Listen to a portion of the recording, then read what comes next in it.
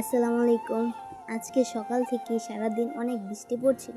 অনেক বৃষ্টি বলতে হালকা হালকা হালকা হালকা বৃষ্টি পড়ছিল, কিন্তু সারাদিনই।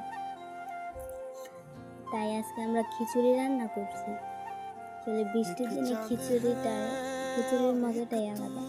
তো খিচুড়ি রান্না করে ফেলেছে। খিচুড়িটা আমার শাশুড়ি রান্না করছে। আজকের খিচুড়িটা অনেক মজা হয়েছে। তো এখানে আমি গরুর মাংস বসাইছি। আজকে ফার্স্ট টাইম হাতে মেখে গরুর মাংসটা বসাইছি। তো খিচুড়িটা অনেক মজা হয়েছিল। আমি একটু আপনাদের আবার নাইরা চেরা দেখাচ্ছি। তো এখানে আমার তরকারিটা হয়ে গেছে প্রায়। এখানে আমি ঝোল দিয়েছি, ঝোল দিয়ে এখন একটু টাইকা তো রান্না শেষে সবাই গোসল টোসল করে তারপর সবাই খেতে বসে পড়েছে। তো আমিও বসে পড়েছি খেতে। খিচুড়িটা আসলে অনেক মজা হয়েছিল। আমি প্রথম একটু তরকারি ছাড়াই খেয়েছি, পরে আবার তরকারি নিই।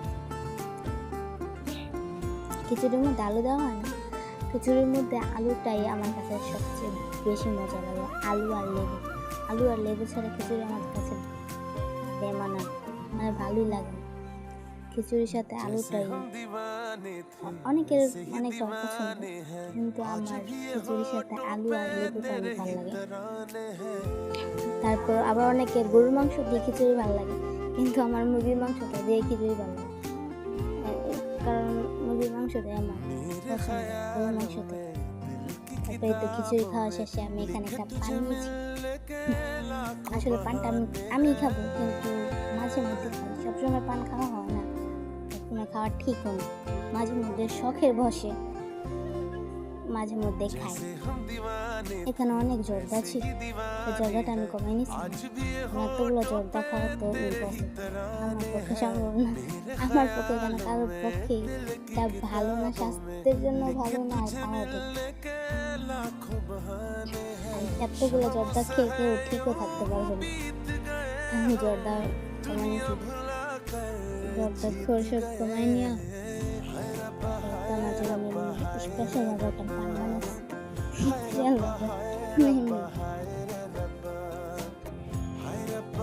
আমার বানানো শেষ। এখন আমি মুচড়া নিব, মুচড়া ডাইরেক্ট আমার মুখে। অনেক যত্ন করে বানিয়েছি আমার জন্য পানটা, কিন্তু একটু মজা হয় না। আমি একটু চালার পরে ফালাই দিয়েছিলাম, কারণ যতটুকু জর্দা নিয়েছিলাম তাতে আমার মাথা ঘুরে গেছিল। আমি তো পুরা শেষ, তারপরে ফালাই দিয়েছিল, পুরোটা খাওয়া হয়নি।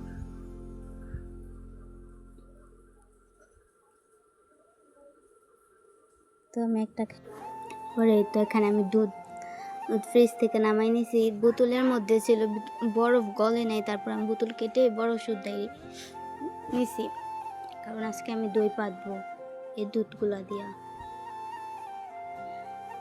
তো এখন দুধগুলা বসাই দিয়েছি।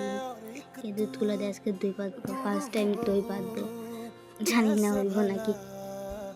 অনেক ভয়ও করতেছিল, আবার ইচ্ছাও করতেছিল না কিছু ট্রাই করি, নতুন কিছু। তো আমি দুধের মধ্যে কোনো পানি দিইনি, যতটুকু ছিল ততটুকুই। তো বলক এসে পড়ছে, এখন আর কি জালটা কমায় বসাই দিয়েছি। তারপর আমার দুধটা জাল হওয়ার পর আমি ঠান্ডা হইতে রেখে দিছি। পরে এখানে ওই যে টক দইটা থাকে, ওই টক দইটা আমি ফাটাই নিতেছিলাম দুধের মধ্যে দেওয়ার জন্য, কারণ দই ছাড়া তো আর দই হবে না। সেজন্য দইগুলা বরফ ছিল, তো দই বরফ থাকাকালীন তো আর দেওয়া যাবে না, সেজন্য আমি বরফটা গলায় নিতেছি।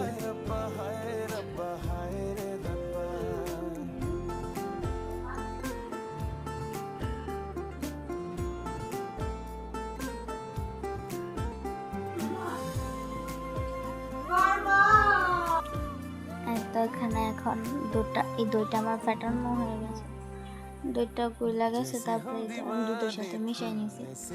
পরবর্তীতে কোনো ভিডিও আর নিতে পারি না, এক হাতে ভিডিও করা, এক হাতে কাজ করা অনেক টাফ হয়ে যায়। সরি, পরের পার্টগুলো আর আমি দিতে পারিনি। সবাই দোয়া করবেন আমার দইটা যাতে জমে, পরে জমলে আপনাদের সাথে